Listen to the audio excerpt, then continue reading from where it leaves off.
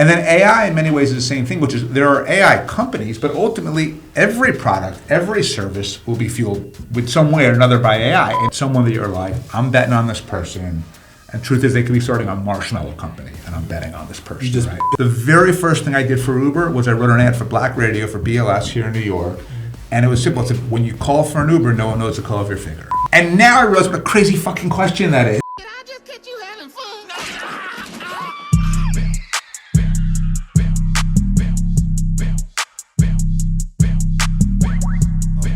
Welcome to another episode of the Hidden Opportunity Podcast. I'm Trevor Jackson. I'm with your host, Jordan the Warrior of Warrior Capital.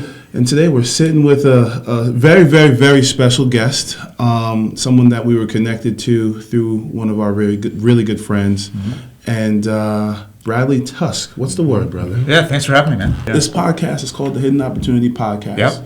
Because a lot of times we go searching above and beyond for an opportunity that's within. Got it. Yep. So we're searching. I got to go meet this person. But what are we doing for ourselves internally? Yep. So Bradley, tell us about who you are, Mr. Tusk. Yeah, sure. So I have a bunch of different jobs, which I think is good for me because I have a really short attention span. So my day job is I run a venture capital fund called Tusk Ventures.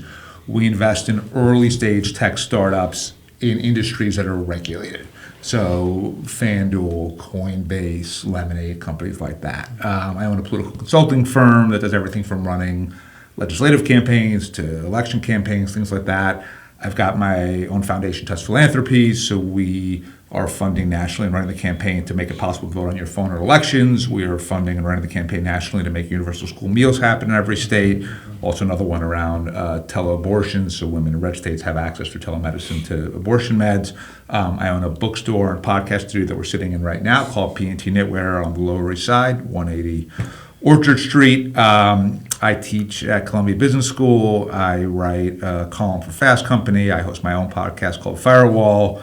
I've got wrote a book a couple of years ago called The Fixer. That was a memoir. I've got a novel coming out in October, or actually November now, called Obvious in Hindsight. And I think I'm forgetting a few other things. So you got a lot of jobs. You're doing a lot, baby. It's a lot of different things. Hustle, man. Yeah, that's me. Yes, sir. That's crazy. That's what it takes. You put in a lot of work, man. Yes, a lot of hours. No question about that.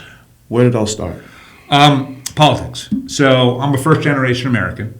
And, my family came here in the 50s. And the reason to the store that we're sitting in is called P&T Knitwear. And the reason why is, so my family survives the Holocaust, right? They live in refugee camps. They finally get to the U.S. And if you were in the 50s an uneducated Jew, the one business you could always find working was the garment business, right? Okay. Lower East Side. So fast forward, 2 years ago, I signed a lease on this place. I'm excited to open up this bookstore. I text my dad and say, where was that store that his dad, my grandfather, had? And he told me the address. I'm like, holy shit, that's right around the corner from here. And I said, what's it called? And he said, it was called P&T Knitwear, but you can't name a bookstore P&T Knitwear. So of course, the bookstore's named P&T Knitwear. But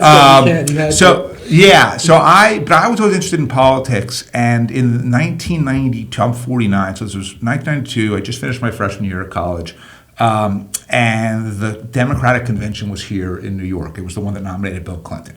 And I didn't know anybody, but my dad had a friend who was a lawyer for the Carpenters Union. And this guy, Brian O'Dwyer, knew I was interested in politics and said, hey, I can get you like a one-day carpenter's pass to the convention. Do you want to go? Like, yeah, totally. Great. So if you look in the newspaper, I don't know if you guys have been to the conventions ever? I haven't been. Okay, so what you'll find is they'll say like noon to midnight. They mean like 8 to 11 p.m., right? But I was fucking 18. I didn't know anything, right? So I just show up at noon like I think I'm supposed to. And I'm looking around and it's garden's empty, right? It's like some guy running for state rep in Montana and no one else. Nobody's there. But a guy named Ed Rendell, who at the time was the mayor of Philadelphia, was sitting in the audience by himself. I've asked him why at various points since. He doesn't remember why. And I was like, you know what? I happen to go to school in Philly at the time. Like, I go to school in Philly. He's the mayor of Philly. Let me go say hi. What's the worst that could happen? So, if you know Rendell, it turns out he was probably chatting to the empty chair until someone else sat down anyway. So he was more than happy to have an audience. We're talking. About 10, 15 minutes, I kind of realized I've used up enough of his time. And I said, okay, thanks so much. And he said, are you busy? You got to school? And I said, no. He said, do you want an internship? I said, that'd be great. Thank you. He said, okay, send me a note. We'll set it up. So I go home. I write him a letter. I'm checking the mailbox every day. And what I didn't know then, but I know now, is correspondence is the black hole of politics, right? Everything goes in. It wasn't emails back. You said No, it was letter, right? Yeah, there's no email yet. I was right? subtle detail. Nothing came back, and nothing comes out. And I get back to school, and I'm so young. I'm 18 that I, for some reason, decide, I'll go see him. So I go to City Hall. And keep in mind, it's a decade before 9/11, so security then was not what it was today. Very different. So I didn't get to his office, but I got to like his outer office. And I said, "Is the mayor here?" And now I realize what a crazy fucking question that is. That to like ask. But they were, the ladies who worked at the desk were the kind of old ladies from South Philly. They were like. Usually when someone asked that question, they were either crazy, and I wasn't crazy, right? Or they were protesting something. I wasn't protesting. I was just this like really naive kid. That did not know. And they're like, he's a little busy. And I said, well, could I leave a note? And they're like, sure. So I write a note. I get back on the subway to go back to the dorm. Like, you idiot. You can't. Finally hits me like how stupid that was. And then I'm sitting in the dorm. 10 minutes later, the phone rings. Please hold for the mayor. And he said, when are you coming to work? And I said, I'll be there in 20 minutes. And that's how I got started in politics. And that, my friends, is the hidden opportunity. Yes. Talk about it. Sometimes not knowing what you don't know, or not knowing what you don't know, can be actually very helpful. Big time. Well, you just took the initiative. So, before this podcast, Jordan's in the car with me, and we're having all these high-level conversations about quantitative easing and lobbying and politics. And, brother, that's not my specialty. I just sit here and make people laugh, have a conversation. So, he's going into how you merged politics and pretty much technology together to do what you do. So before we go deep dive into it, you get that internship, that job, that first job at the mayor's office, where you weren't, arrested. And, Well, exactly. I ended up in Chicago politics, where I was lucky not to get arrested. Yes. But yeah. So you end up in politics. Yeah. Give me the brief story. Quick how we do it. So after college, my first job was I'm the spokesman for the New York City Parks Department. Started working in city government. Went to law school, realized I didn't want to practice law, back to the Parks Department. And then I got really lucky in that Chuck Schumer, who had just been a senator for a couple of years at that point, was looking for someone to run his communications and hired me. I did that for 2 years. Mike Bloomberg then became mayor. Some of my friends had been on the campaign. Went to work at City Hall, and then I'm sitting, in Mike's office in the bullpen one day, and the phone rings, and a friend of mine said, "Hey, do you want to be the deputy governor of Illinois?" And I'm like, "What's a deputy governor? Why are you calling me?" And he's like, "It's Random the guy." phone call. Yeah, it's like it's the guy that runs the state. I'm like, "Huh? Excuse me. Yeah, exactly." I'm 29, right? I happen to have gone to law school in Chicago, so I knew I had a minor bit of a connection, law background. but minor, right? And they needed someone who, and I'll tell you the governor, you'll laugh in a minute when I tell you who it was someone who was such an insane person. They needed someone young enough that it was such a career-making job that you would put up with all of his craziness because of the opportunity. Not everybody. And wants to take that I knew a little bit about a lot of things, policy, press, communications, law. And I was willing to work 80, 90 hours a week for not that much money, right? Yeah. And so I moved to Chicago and become, if you remember the name, Rod Blagojevich. He is the guy who went to jail for trying to sell Obama's Senate seat. I became the deputy governor, ran the state of Illinois for 4 years.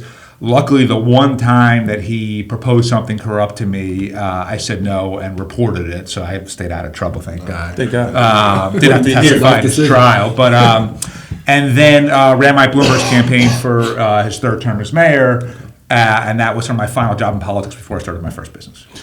So There you go. Go into that transition period, right? Because you have a very dramatic pivot from, like you said, politics. And I'm sure that experience changed you to a certain degree, but going into the entrepreneur realm, and not even going into the entrepreneur realm, but going in as the VC side. Yeah, and so it took a while to get to that. So basically, the campaign ends, and Mike we won, and I got a $400,000 bonus, which was more money than I'd ever seen it. Especially at that time. I didn't grow up with a lot of money, and then I'm working in government. I think, after law school, I was making $22,000 a year, just pushing off my student debt and that kind of stuff. And then I said, okay, there's $234 after taxes. And I felt like I could start a company and be pretty good at it. And I said to my wife, there's $234. When it gets down to 80, I'll go look for a job. But let me see what I can achieve in the first, $150,000 or whatever it is. And what I saw was within the world of political consulting, there are people who operated nationally, but they had a very narrow skill set. They were a pollster, or they made ads, something specific. Or there were people that could run a whole campaign in a jurisdiction, but in one place, in Sacramento, Albany, DC, whatever it was. I'm like, I don't think anyone offers the ability to run a full campaign everywhere at the same time. Globally. And so that was the business that I launched with nothing, no clients, no employees. My assistant from the campaign joined me, and that was it. But luckily, we started picking up clients and had a few big wins sort of in that first year. We beat the teachers union on a big charter school fight. We won the RFP to build the first casino in New York City out at Aqueduct, a few things like that. Business took off, start building it. And at this point, I have no idea what venture or technology or anything is at all, right? I'm like a political hack and that's it. And then I'm sitting at Walmart, was a client. I'm sitting in a Walmart meeting. A buddy of mine called and said, hey, there's a guy with a small transportation startup. He's having some regulatory problems. Would you mind talking to him? I become Uber's first political advisor that day. I get really lucky when Travis Kalanick, who was the founder of Uber, calls me back and says, listen, I can't afford your fee, because Uber was a tiny little startup at the time. Would you take equity? I didn't know what equity meant, but thank God I said yes. That was back during the... That was a good life decision. Yeah, that's paid for this bookstore. So that was back during the Series A. And then I ran all the campaigns to legalize Uber and ride sharing around the U.S. And the thing that we figured out that I've used a lot since is we turned our customers into political advocates, right? So basically, all things being equal, just under my theory of politics, taxi industry gives campaign contributions, and if you're a politician, you make every decision solely based on what will benefit the next election and nothing else. The only person that I ever worked with more than like that was Bloomberg. So slow down, Brad. Yeah. All right. Let's dumb it down for our audience. All right. I was about to. All right. Let's dumb it down for our audience. We started this company, Yeah. had some success, Yes. ran into Mr. Uber. Yes. Mr. Uber said, we're having problems from, let's say, the state Yep. in getting this company up and running. Yep. All right. You said, okay, I'm gonna merge my knowledge in politics. Yeah. And what did you start your company doing originally? Running campaigns. Running campaigns. Yeah. I'm gonna start my knowledge in politics and campaign running and lobbying. Yeah. so Yeah. to speak. That's part of lobbying is a Yeah. component of it, for sure. Yeah. And I'm gonna help you guys get the backing you need from the state. Yep. Okay. So we broke that part down. What was the hidden opportunity in Uber that you saw at the beginning? So at the beginning, it was a few things. So one is, look, and I would be lying if I said I knew it was going to turn into this $100 billion. I mean, Travis is a very impressive guy. So you saw this guy who was crazy smart, incredible vision. Our first meeting, he said, one day, no one's going to own their own car. No one's going to drive a car. It's going to drive itself, and you're going to get it by pushing a button. And I think he's done more to bring the world to that than probably anybody.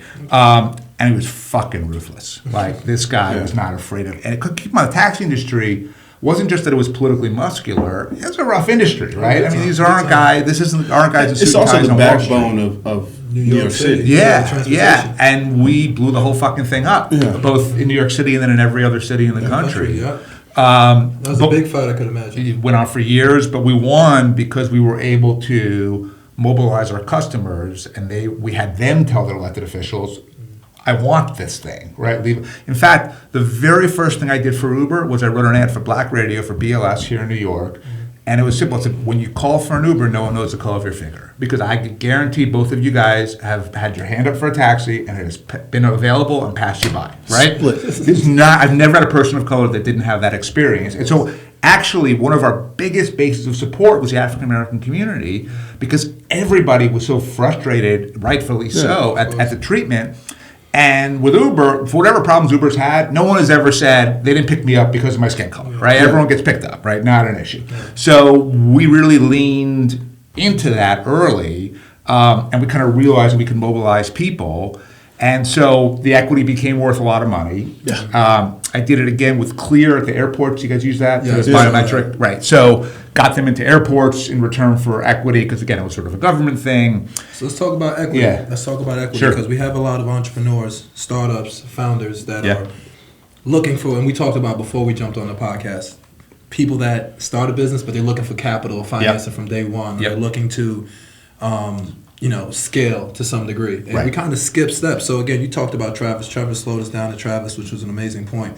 You had a tremendous opportunity to take equity kind of advise this guy on Yep. how to grow the company. Yep. When we're talking to entrepreneurs about capital structures or just taking that first step, how do you approach or some of the tips you Yeah, I mean, a few things. So the first question is, the vast majority of businesses in this world are not funded with venture capital. They're the way that I started my first company, which is either you have some savings or you borrow some money from some friends or whatever it is, Bootstrap. and you use that and you bootstrap, right? And that, by the way, is generally how it works. And if you succeed, is really the best model because you own your business, right? So like that consulting firm, I've always owned 100% of it. And so I've never, it's been pretty lucrative for me because I didn't have to water down the cap table, the equity, by getting investors. Now, if we had been failing, maybe I would have needed to, but luckily that didn't happen. Here's when you should seek venture capital. If you have a technology company, right? So you have a specific kind of tech that you think is truly groundbreaking and can really change the way things are done and the way that Uber changed the way people literally get from point A to point B, that's when you go seek venture capital funding. And you only want it because the investment needed to build a company is a lot more than you could bootstrap, borrow, whatever it is, right? So you would need, if you need 50 grand, don't go to a venture capitalist, right? That's your friends, your family, max out your credit cards, whatever it is.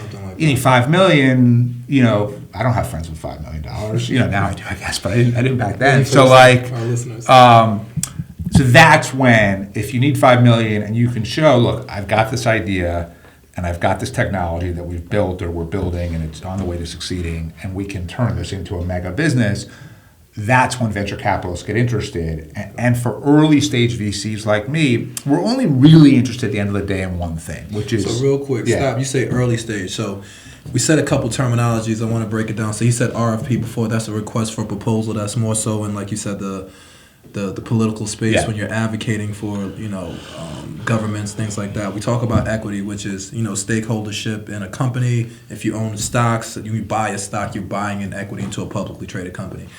You talked about not diluting the cap share. Cap share is when you have all the list of owners that pretty much own a company, right? That sheet. So when we talk about, like you said, the equity splits or raising money or knowing that your technology is proprietary to this particular thing or not.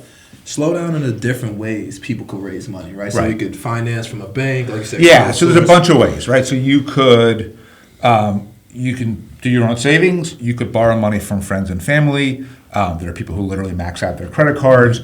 There are then small business loans that you could get from banks. There are small business loans that you can get from the government, like the Small Business Administration. And by the way, there's a lot more money for entrepreneurs from the government than people realize. Okay, talk about that. Grant, like the procurement. Grant money, right. So in fact, there's a company called Main Street. So if you go to mainstreet.com, it happens to be one of our portfolio companies.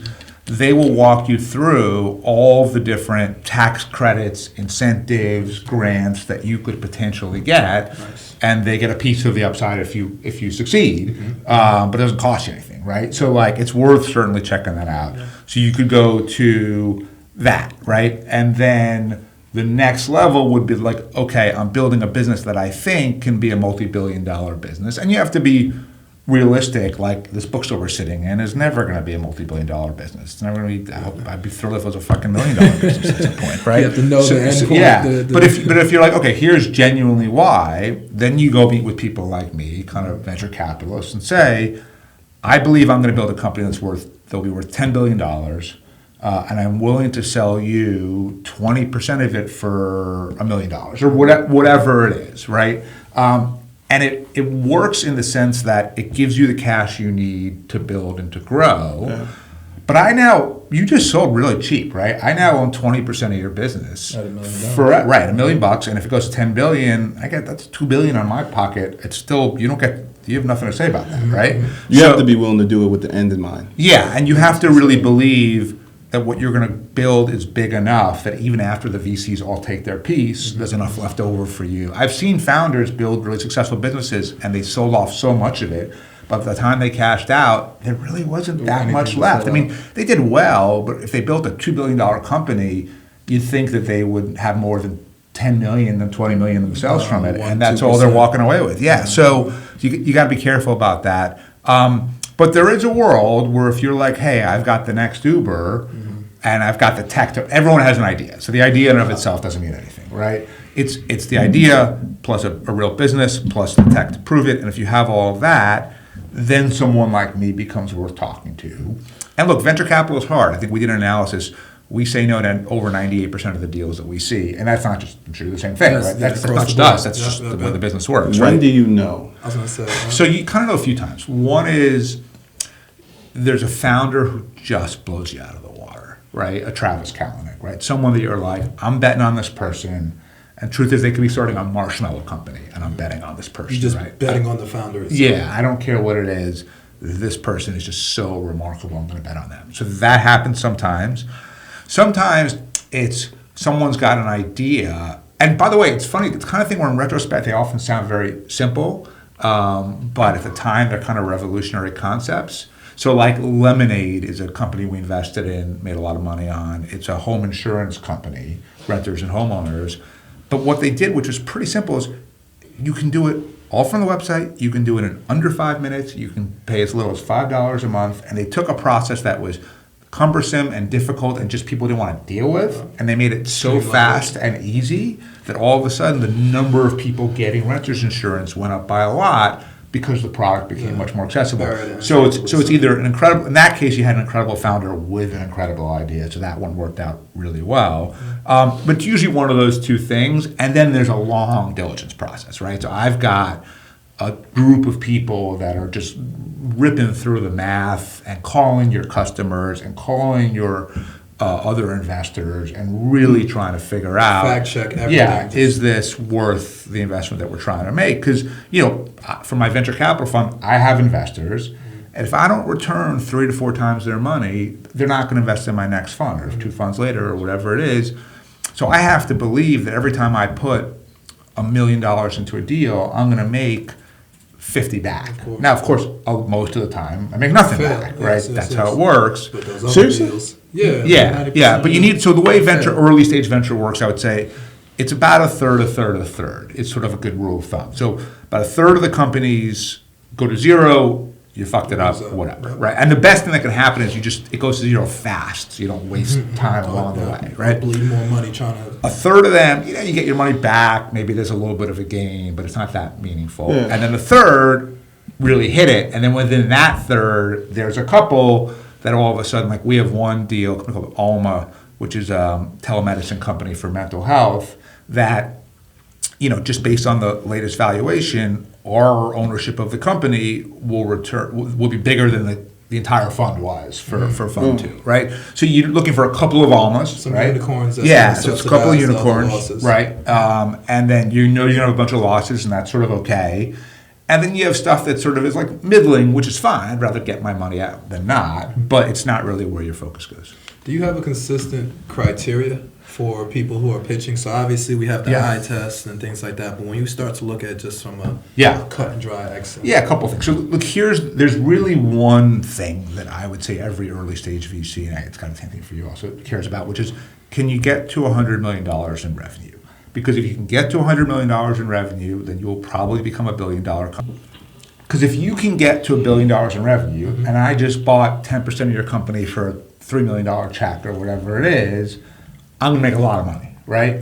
And so I'm looking for every deal to be that, knowing that 2/3 won't be that, right? So really, that's some the numbers probability game. If you can convincingly show a venture capitalist, here's how we get to $100 million in revenue. And by the way, usually what it means is we're going to capture a segment of this market, right? Like if you say, I'm going to get to 100 million because I'm going to have every customer, like that's never true, right? No one believes that, right? You have to say like, even if I only got 5% market 5% market share, 1% market share, it's still enough to get to 100 million, which means there's something called the TAM, total addressable market. So that's the next thing, right? Which is the overall industry has to be big enough that I have to believe that even if you only got 1 or 2%, you're still exceeding 100 million in revenue. So 1% at 100 million is $10 billion, right? So if an industry is less than 10 billion, I'm basically out before the conversation even starts. So let me ask this, right? Because like you said, within the VC world and tech world in general, it's heavily concentrated in Silicon Valley, a particular demographic, you know, the landscape in which people are funded VC-wise, angel-wise, is not widely spread. Yep. But even from your eyes as a VC person, you said, hey, listen, if your company is not rooted in groundbreaking tech, you know what I mean, you probably shouldn't be looking for a VC. Yeah. So, question, if we just have sound effects, Yeah, guys, we're stay just gonna focused, go- stay we're just gonna focused. So now if you have companies or founders who are in different industries, but they have groundbreaking ideas, like you said, that's merging. So you have like the gambling industry, sports and entertainment, that's hybriding into technology in itself. One, how do you approach like a sports betting company or somebody, founder or a real estate deal to open up a league or something along those lines that has to navigate within the tech world but not entirely, right? You know, it's not that target demographic. That's a great question, and keep in a way, what company created today doesn't use technology in some way? Right.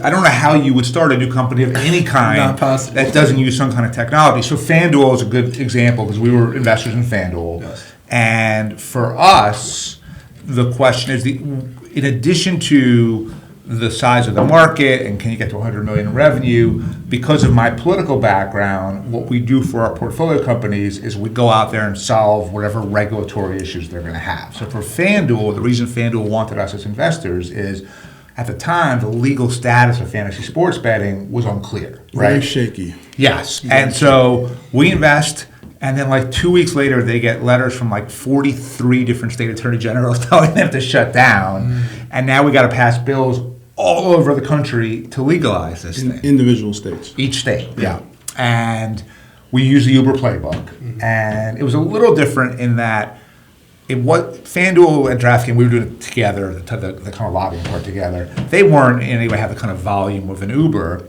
but we'd go to Florida, right? And we'd meet with some state rep. And we'd say, you have 4,000 FanDuel and DraftKings customers in your district.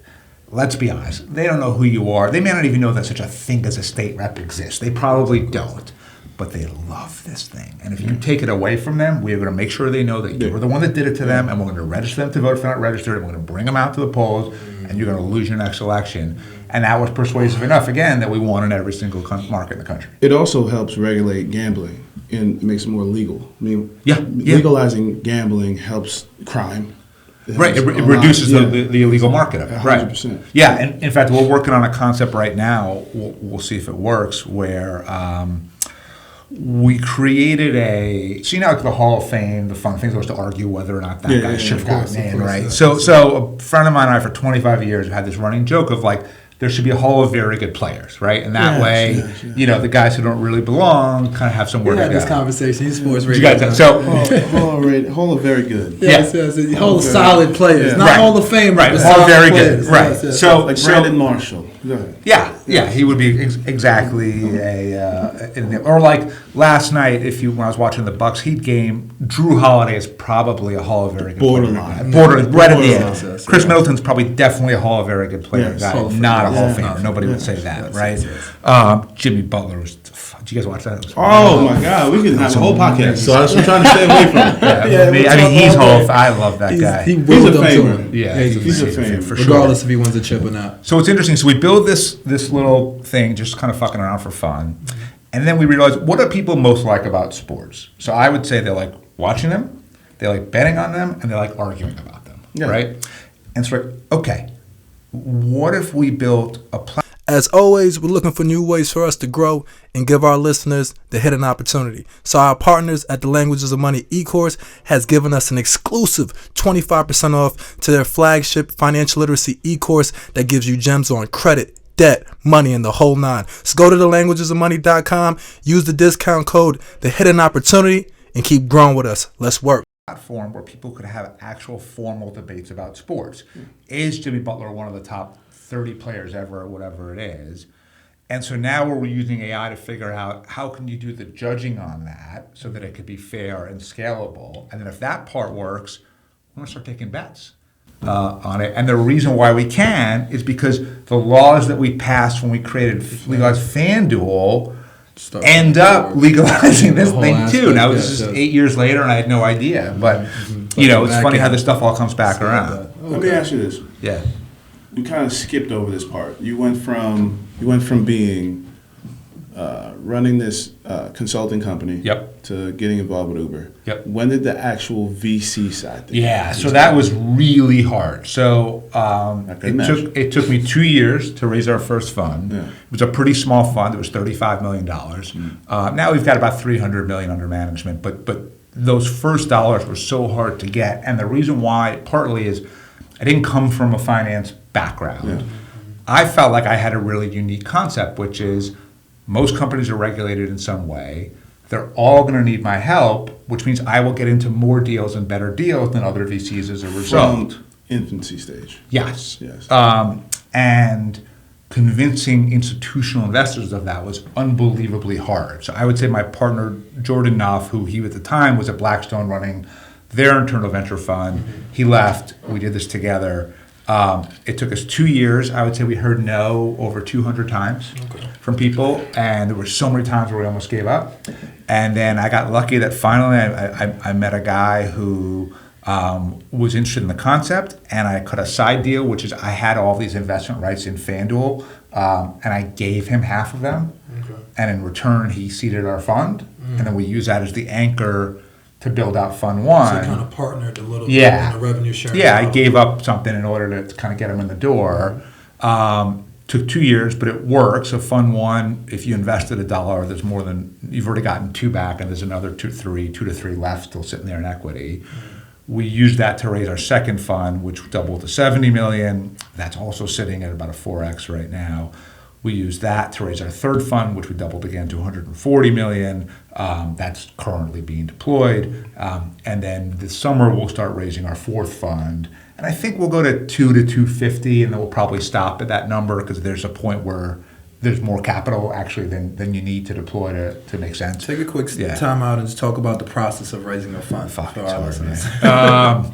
It's really one of those, you're just going at anybody that you know that has money, right? And it could be a giant pension fund, if you can find someone who works there who will let you email them your deck or whatever it is, to rich friends if you have any, to any sort of investor really of any kind. So that first fund especially, we met with rich individuals, we met with people from private equity, from hedge funds, we met with pension funds, we met with sovereign wealth funds, we met with family offices, we met with all of these different things and heard no 99% of the time. And here's one thing I learned that I think for this audience especially might be useful, which is I didn't understand, because I didn't come from finance or money. I didn't grow up with money or anything like that. So I didn't quite understand the way that rich people thought. And what I thought was like, here, I have this new approach to venture capital, right, focused on politics and regulation. It worked. I proved it. I legalized Uber, right? What more do you want me to do? I've got this new idea. Isn't this going to be great? And it scared people. It was too aggressive. It was too different. And turns out what they wanted to hear was, I am exactly like what you already know with the tiniest twist. Okay. And the more that I kind of made myself feel and look and seem unique in nature. Yeah. And the more comfortable they got with me, the easier it became. Okay. But, institutional investors are very conservative people, and they don't like taking a lot of risk. And so, the more that I could show them, like, hey, there's not as much risk as you think here because I've got this, I've got that, whatever it is. Now that we're about to raise our fourth fund, I've been told that by Fund 4, it gets a lot easier because you're de-risked, right? I've now proven 3 times that this proof of thing concept. works. You have a tremendous proof Yeah, of concept. and I've returned my money to investors. But we'll see when that process starts this summer. I am confident that despite being told that, it's, as always, really fucking hard. Was there an imposter decision for you because you didn't grow up with money and you didn't That's have? a good question. Yes and no. I got lucky that because I made so much money on Uber, there was a little bit of like kind of, I don't give a fuck what anybody else thinks. Like, I'm good, right? He had FU money. Yeah, okay. and gave me fuck you money. So I couldn't do this without my partner Jordan, right? So there are things that I can bring to the table in terms of this very kind of niche kind of venture where we can combine the politics with the tech, so that's me, right, and my side of the business. But Jordan, who's a lifetime venture and finance guy, he and his investment team are the ones that are really structuring every deal, diligencing every deal. I've now learned how to do a lot of that over the years, but ultimately, I would say in whatever business you're starting or a fund or whatever else it is, one, you need to have a unique skill set for someone to want to invest in you. If you're just like everyone else, there's no reason for them to do it. But then two, you got to figure out where your skill sets fall short, because we can't all be good at everything. And then find people, whether they're employees or partners, to plug those holes. Of course. Big thing I want to ask before we kind of pivot, because I want us to, you work heavily in the tech crypto market. Yep. So we got to chat a little bit about that. There's a lot going on in the world today. Yeah. But before we transition out of the entrepreneur conversation, two things I want to harp on. One is, what are the top mistakes you see entrepreneurs and business owners making that, if I knew then what I know now type of a deal? Great question. Talk about that. One is thinking that everyone thinks the way that you do, right? And so and by the way, I've started businesses that have failed because I'm like, this makes so much sense to me. How could it not work? And the answer is, it makes sense to anybody else, right? Exactly. And I did a bad job sort of taking my vision and explaining it. So one is, you may be really, really smart. You have to see that there's market demand for the product. Right, people actually want whatever it is. They're going to buy the shit. Yeah, they're going to buy it. Because if they're not going to buy it, there's no reason for anyone to invest in it, or no reason to start the business in the first place. So one is, you can't just go based on what you think and nothing else. You need data, right? You need to go, whether it's anecdotally, you're talking to hundreds of people one-on-one, or whether it's you're using sort of surveys and product market the data. Market share itself is but whatever it is, but you've got to know that it's not just what's in your head. Number two, you got to be able to have a vision and communicate it and sell it, right? Selling is still the most valuable thing in business that I've ever come across. There are a lot of people who can execute if you tell them what to do.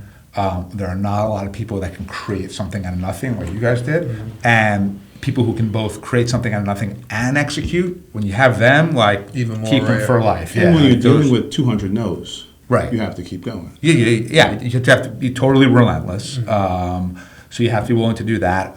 It's funny because my daughter happens to be in 11th grade right now, and so she's starting to go through the college process. And I've taken a position with her that I think has been a little surprising to some of the other parents, which is, I said to her, I don't care where you go to college. I don't think it fucking matters. Here are the skills that require success. Hustle. I love it. Yeah, I love it. Work ethic, character, relentlessness, risk friendliness, willingness to sort of hear no and keep going, creativity. Those are the skills that ultimately make someone really successful. Just academic pedigree. In fact, I have a no Harvard Business School hiring policy at my fund. If you went to Harvard Business School, I will not hire you. You're saying that publicly on the Hidden Opportunity podcast. I teach at Columbia Business School, and I'm still saying so you're not anti-higher education. Yeah, no, I'm not. But at the same time, I know from my businesses that of all the different qualities that will make an employee successful, it's not their IQ, it's not their academic pedigree. Because the truth is, we're not curing cancer, right? I'm sure there are worlds. Goddamn right. Shit! There are one man. All right. There are worlds where maybe every extra IQ point does make a difference, right? Yeah. But those are not my worlds, right? Yes. In my world, if someone has 10 IQ points more or less, I want the person who hustles, who can sell, who is relentless. I don't want. In fact, yesterday I interviewed someone for a job, and I really threw her off because I said to her, "Tell me why you're not an entitled millennial." And she had I was like, totally threw her off. And I was like, I need screening out people who are not going to be able to sort of really hustle. And by the way, do whatever it takes, right? I'm out there, either raising money or making investments or talking about it on CNBC. But I'm also the person, if I need to, filling out tax documents or whatever needs to happen, right? And you got to be willing. Like Mark Cuban. Yeah. I remember my first job at the Parks Department. Yeah, I was the spokesman. I got taught to the New York Times, New York Post sometimes. But I also fucking lugged the podium across the room. And, whatever had to be done, you got to do it. You feel like a lot of founders or new entrepreneurs are lacking in that, some of those qualities? Some are. And that's really one of the biggest things we try to figure out. Okay. I'll tell you this. Will be a little counterintuitive. For me, at least, for the founders who went to really fancy schools, when they make a big deal about that, it usually kills it for me. because then I'm like, you know what? They're too caught up in this sort of Harvard, Stanford mindset, and I don't care about that, right? I want someone that's going to hustle. So actually, when someone puts like Harvard Business School or Stanford Business School on their deck, I'm like, I'm out immediately. It's almost impossible to keep me in the deal at that point. So That'll be number 3 we'll be number 3 one. yeah, of Jordan's question. Yeah. Mistakes. Well, so the mistake, right? One is not knowing the entirety of the market. Mm-hmm. 2 is everything that we just discussed. It's the qualities that you really need, and be able to also fill the holes that you don't have and the skills you don't have, because no one has every skill. And I think the third would be, and this is something that's become an issue a lot more relevant the last couple of years, which is there was this moment in venture capital where it was growth is the only thing that mattered. We don't care if you have a business model. We don't care what your revenue is. We just want to see that you get more and more and more customers. Mm-hmm. And the problem with that model is, if you give shit away, people will take it, right? That doesn't necessarily mean they're going to pay for it. The financials are bad. So you have to be able to produce a product that is profitable, right? The unit economics matter. The margin matters. The EBITDA matters. And the idea that just like, I'm gonna get profiled on this Instagram feed, and I'm gonna, I know these 5 celebrities, like, so fucking what, right? Like, either the thing's going to make money or it's not, and if it doesn't, I don't care how famous you are. It's useless to me as an investor. So the listeners in our Hidden Opportunity translation know the numbers in a nutshell. And make sure that they work and that they're profitable, right? Yes. We talk about cash flow. We talk about profit margin. We talk about if your product costs $1 to make, buy, and sell, should you be selling it for $1.15? Does that make sense in terms of how much you're going to bring home, and does your investor? Right, and I will tell you this: so if that's if your margin is going to be 15 cents, and that might be that's the most that anyone would pay is $1.15. It's not a technology investment, right? I'm looking for margins in the 70s, 80s. That software can often produce those kinds of margins, because the real cost is developing the software, and then once you've done it, it's there, right? Exactly. So. Yeah, so I mean, A, it's got to be profitable, but then B, understanding whatever the margin might be. So like my consulting firm, right? Mm-hmm. It's not a technology company, right? Like I would never try to or be able to get venture money for it, because we don't run. We're like a 40% margin. It's good, but it's not 80%, right? It's not, whatever it is, right? So like, I mean, I think you have to be mindful of what kind of margin can you generate, and then based on that, who's the right kind of investor for you. Yes. So know your numbers, know the industry, because he also highlighted if he's in tech, you're gravitating more to the VC. But if you're in the service markets, he's more so gravitating maybe to saving money or bootstrapping. Yeah, small business loans, things like that. Do the homework behind it. So, Brad, while we have you, have crypto dead, brother. I was going to say, let's talk about crypto. Sure. You have a tremendous insight on that. We have, we're in a very tipping point. The U.S. dollar is going through a lot. The decentralized nature. Yep. Is this crypto dead? No, it's not dead. Okay. So I'm a believer. Let me take a step back on crypto, which is the true crypto believers are people who basically said back in like 2009, when the first sort of Bitcoin concept first came out, which is, I don't trust the institutions. Mm-hmm. I don't trust the federal government. I don't trust the central banks. I don't trust Goldman Sachs. I don't want to give them my money because they're never going to look out for me. They're going to look out for themselves.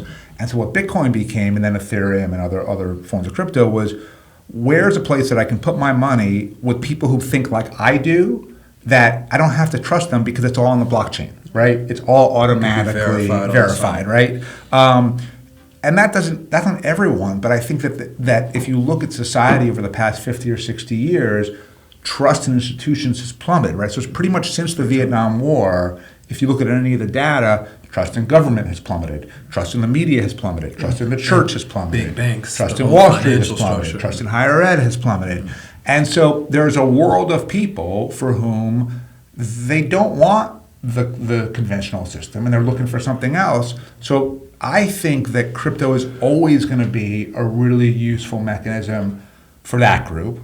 Then there's other countries where you're Argentina, you're Venezuela, whatever it is, and your currency is just a disaster and inflation is wildly changing constantly. Mm-hmm. You may be better off with something decentralized that you can just peg it to the price of Bitcoin or whatever it is. In fact, El Salvador's already done that. Yes. And so I think crypto has a real future. I think that part of it is regulations haven't been created yet, and they need to be. And rather than worrying that the regulations are going to put the industry out of business, part of any business becoming legit is getting regulated, right? Like you don't actually become a multi-billion-dollar, multi-trillion-dollar legit industry until the government's kind of lay their hands into you. So that needs to happen. So you advocate for it, because even so, you guys invested in Coinbase. Yep. And Coinbase currently right now is literally trying to push the SEC hashing Correct. back and forth. So elaborate on that. Yeah. And we do this with a lot of different crypto companies, both the consulting and portfolio side, which is really trying to, in part on the federal level, just tell us what the rules are, right? Because part of the problem right now is they just won't say, and so you don't know. It's gray area. Yeah, but you can't obey the law if no one will tell you what the law is in the first place, right? True. So on the federal level, it's, of course, we would like the rules written in one way that's more friendly to crypto than another way, but even more important than that, it's just some fucking rules, right? So we know what to do. Then at the state level, especially for New York, you can't be an exchange that trades crypto without something called a bit license that the state of New York grants. And so we're constantly helping crypto companies get these bit licenses, but they're only like 1 or 2 a year get issued. So it's a very tough process. So we're working on it at different state levels, federal level. This works at the international level because ultimately it's by definition a sovereignless currency, right? That's the whole point of crypto. And so I think that should Bitcoin have ever been at $60,000 or $70,000? No. But does that mean it's worth $6,000? No. There's a right price and market for everything. I think part of the problem is we tend to live in a society where we kind of go all or nothing on everything. So things it's like, get hot really right, fast. so it's like, oh, this is the greatest thing ever, and it's never going to change. Things always change, right? And so, like, WeWork, right?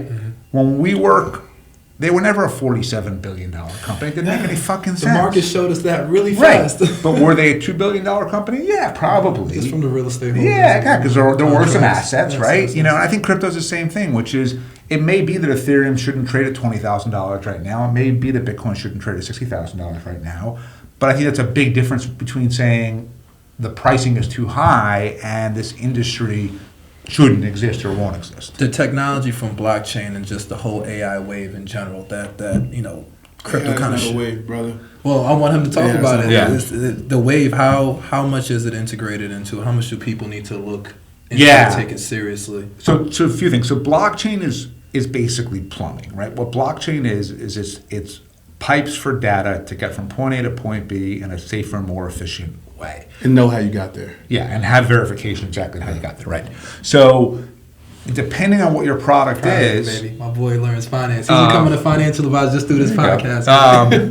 if your product is something where like tickets, right? Everyone's always pissed off at Ticketmaster, right? Because they somehow manage to fuck everyone over Everything. all the time.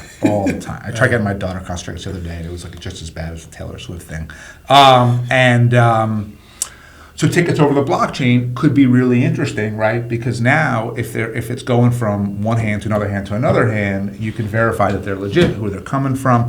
That makes sense. But I've also had people pitch me things like Uber on the blockchain. There's no reason Uber needs to be on the blockchain. It doesn't make any sense, right? So like, blockchain is useful if the technology helps you achieve going from point A to point B.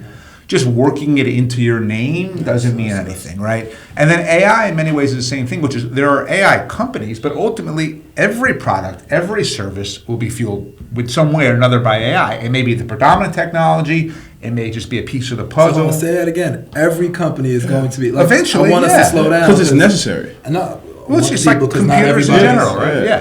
Yeah. Like, I mean, look, AI is going to take a while to develop. It's going to take a lot of different forms.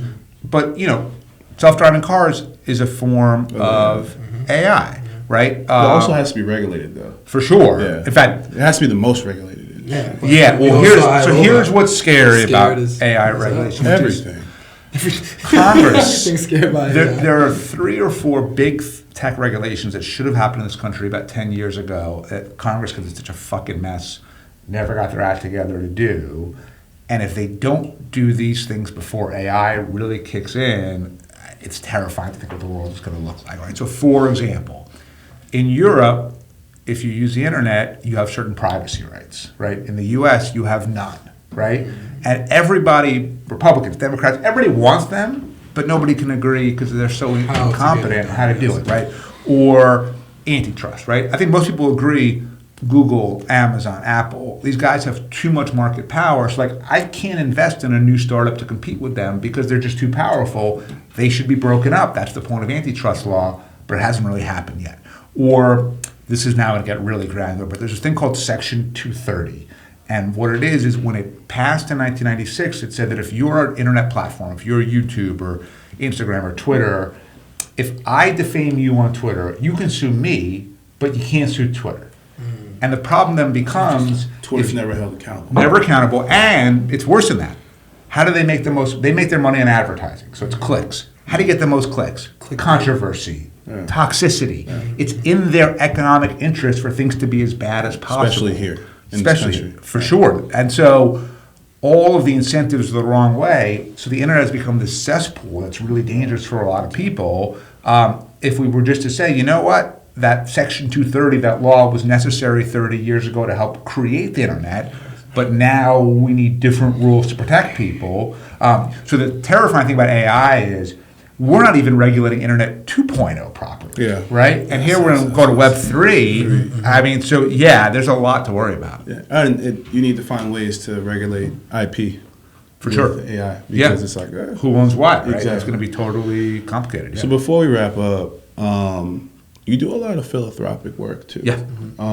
You did a hunger strike Mm-hmm. one time. You've helped provide meals to students. Mm-hmm. And where did that come from? And where did your kind of worldliness come from? Yeah, so I've always been just interested in sort of hunger stuff. So since I was a freshman in college, I've been volunteering every week at a soup kitchen. And I'll do it this week. I did it last week. I'll do it every week. And for a long time, I didn't have any money, so that's how I could help, right? I would deliver meals to people who were homebound, or I would serve the meals, or whatever it is. And then my first, when I started my company, started making money, so I started writing checks to organizations doing this kind of work. And the bigger the check, you're right, the more they want to pay attention to you because they want you to keep giving them more money. And so I wrote a pretty big check to the Food Bank for New York. They kind of bring me on the inside, which was the biggest mistake they could have made. Because what happened is, I'm sitting there, I'm looking at their political operation. And keep in mind, political operation is really important for the Food Bank because it's government funding for most of it, right? I'm like, they don't know the first fucking thing about politics. And they don't even know that they don't know that, right? So then I asked the question, if you had a truly sophisticated political operation and all of the resources needed to run a successful campaign, lobbying, polling, ads, all that PR, all that stuff, could you do better? And so I created an organization called Solving Hunger out of my foundation, and we fund and run campaigns around the country to mandate new laws around things like universal school meals, breakfast after the bell, expanded, food stamps for seniors. And what it turned out was, if you could professionally run these campaigns and put the resources into them, you can pass them. So we've passed 20 bills so far. About 12 million more people now have access to food on a regular basis. About $5 million of my money has unlocked about $1.5 billion a year in new government spending on hunger programs. And we're running from there. So I've got bills right now in New York, Connecticut, North Carolina, Oklahoma, and Vermont to create universal school meals, and we're running with it. The dichotomy between your lives is pretty insane. So you're a VC guy, then you're a businessman as well, which both tie in together. But then you're like this uber focused political person that is doing hunger strikes. How? Why? How did we get there? How did we get there so I'll fast? take a step back a little bit because I think, like I said, I didn't have any money until I was in my mid to late 30s, right? Yeah. And so like everyone, when you first start to make money, I bought a nice car. I got Met season tickets, which I still actually fucking love. For Goddamn whatever it is, right? Goddamn, we got a chance. Are you a Mets fan? Oh, big. All right, let's go to a game. But what I found after a while is the money buying stuff, especially if you don't have it, That is excitement, amazing, right? Once you have it, okay, I'm switching from a Tesla to a Porsche, cool, but it's not that exciting, right? And then as I saw just how it made me feel when we would pass a bill where 100,000 kids who didn't have food are going to get food, just selfishly, the dopamine hit that I get from that is greater than the dopamine hit I would get from buying a Ferrari. Right? And that's why, and I'm not a monk, I spend plenty of money on stupid shit as well, but I have devoted most of my money to these causes that I care about. So it's mobile voting. So I'm trying to make it possible for everyone to vote in every election on their phone over the blockchain. Hunger. So That's a really big I'm deal. trying to make sure that there's universal school meals in every That's state. huge for African Americans, by the way. For sure. 'Cause Yeah. when you go, there's so many problems, especially. hurdles to vote. It's the best. It's funny. It's the same thing as Uber. It's the best anti-suppression tool you Yeah, can imagine. 'cause it's like- because when you press the button on the phone to vote, nobody knows the color of your Yeah. finger. Like in Georgia, Texas, when they passed those laws, Boom. right? What they claimed security. What they said, what they No. meant was we don't want black people to vote Yeah. because they're not going to vote for It's us. really restriction. Yeah, that's all it Yeah, was. yeah. So this is the best. In fact, we released. If you go to mobilevoting.org, our group released a white paper yesterday that talks about some of the different communities that would really benefit from mobile voting, and African Americans are on that in that white paper Yeah. because it really is a group that makes sense. So we're doing that, and the third thing we did is we built this nonprofit that shows women who are in red states where abortion is banned how they can use telemedicine to get the meds anyway. Because the truth is, the state can ban abortion, but they're not going to check. They can't check everyone's piece of Yes, every mail, yes. right? So if you're getting Travel abortion to another meds sent to you from New York to Kentucky, you could still have an abortion. So these are the things that we fund on my foundation. Most of the money that I make these days goes back into things like that, or this bookstore which loses a ton of money. It's a business that's a loss. Yeah, but look, it's a bookstore where the people who stock the shelves get the same kind of health care that the people who work in my venture capital fund. Obviously, you can't make money running a bookstore that way, but it's how I wanted to do it. So, but the point being, How do you find the time? I have pretty good systems. Okay. I have a great scheduler. And I have put CEOs now in basically every single part of my life. So every company, anything I'm working on. And so day to day, they're on top of it. Now I'm managing them and dealing. And at any moment I'm jumping into some problem or opportunity or whatever it is. Fire or something. But I make a little less money than I could because I spend more money on talent to keep people and to hire people and retain them. And it does cost me some. I could probably take home a little more cash every year if I didn't do that. But what I'm trading that for is the time, right? time? So Did you start by only focusing on one thing to get to 20? yeah, the consulting firm. Okay. That was, Okay. and by the way, started with one employee, right? And there are times where one of the problems that I have is I'm too ambitious and I'm too risk friendly, and I will overexpand at times. And so I've started businesses We know. that We know. have failed because I was just too excited about too many different things, right? Like I started this social media platform for religion that I thought was like the smartest idea ever in the world, and it went bankrupt quickly, right? I lost a bunch of money. That wasn't even my investor's money, that was my money.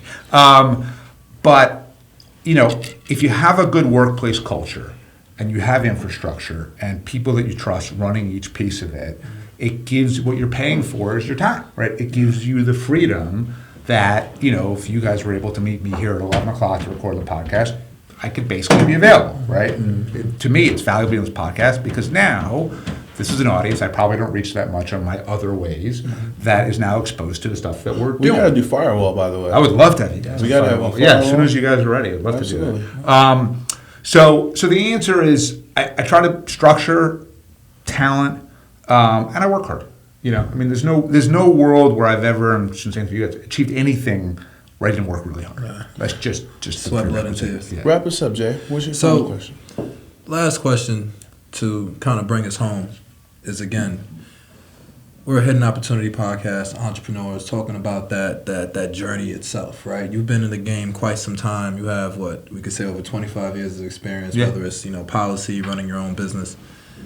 If we're giving people, one or two things that's like, I wish I knew this Yeah. then that I know now. For this new generation, like you said, maybe the entitled millennials that are doing their Right. thing. What's some words of advice Here's Bradley it's has for interesting. them? So for my every year, my class at Columbia, the last class, I throw away all the materials and I say, let me just give you guys life and career advice that no one else is going to give you because you're not supposed to say a lot of the things that I'm about to say to you. And that's all we do for the class. And I think they get more out of that one class than the rest of the stuff in the semester combined. The first thing I always start that with is life is not linear. It's always changing, and things will go right and go wrong at the same time, always. And there's no one moment where you've made it and then all of a sudden everything is easy and blissful and nothing goes wrong. And there's very rarely a moment where everything goes wrong that it could never go right again. And I think if I had that perspective when I was a lot younger, I think my life would have been easier and happier in some ways, because I would have understood that just to be alive means there's ups and downs and everything all of the time. And instead I would be like, well, this thing, I worked so hard and this thing's not perfect. I must have fucked it up somehow, right? And then beat myself up for it. So I think the main thing is like, this is just how it goes, number one. Number two, look, I don't believe in reincarnation, and I don't believe in an afterlife. I'm Jewish, so I don't believe in an afterlife, right? Which means this is it. We got one shot at this thing. You want to make shit happen, it's on you to do it, right? Like, you know, I didn't grow up like in a war-torn country, but I'm a first-generation American and wasn't connected or rich or anything like that. But I took a lot of risk. I've worked my ass off. I've pursued stuff, and I'm willing to fail. And by the way, I get attacked publicly for sometimes things that I believe in or I'm doing or whatever else. But I'm willing to put myself out there in the world because I recognize that the only person that's going to make this happen for me is me, right? And I could have all the excuses in the world as to why I didn't succeed, and I could blame this person and that person and that person. But what good does that do me, right? So, you know, the next thing would be, if you want an unconventional life, if you want to lie, no one's listening to this podcast if they want the most standard normal life possible, right? You guys wouldn't make sense for them as hosts, wouldn't be right? doing this. You got to take risk. You got to put yourself out there. You're gonna fail. That's okay, right? And so I think that if you understand that it's on you to be proactive and to make things happen, and you're gonna fail, and that's part of life, and it goes up and down, and you can hang in there, you will generally succeed in my experience. And that's this episode of the Hidden Opportunity Podcast. I mean, hopefully you took some lessons, some knowledge, and, you know, look forward to going to Bradley's ventures, supporting his, you know, philanthropic endeavors, taking a look at some of those companies. Maybe you could be an investor. Yeah, we're always happy to look at deals. Yeah. If you go, the easiest thing, if you go to bradleytusk.com, there are links there that'll take you. So if you're interested in our venture capital fund, it'll show you how you could like send us your pitch deck. If you're interested in the consulting firm and the hunger stuff, whatever it is, that's probably the best way to find everything. No problem. Cool. I'm Trevor Jackson. And I'm John the Warrior of Warrior Capital. Thanks, Bradley. Thanks, guys. My man. That was fun. Hey. As always, we're looking for new ways for us to grow and give our listeners the hidden opportunity. So our partners at the Languages of Money e-course has given us an exclusive 25% off to their flagship financial literacy e-course that gives you gems on credit, debt, money, and the whole nine. So go to thelanguagesofmoney.com, use the discount code, the hidden opportunity, and keep growing with us. Let's work.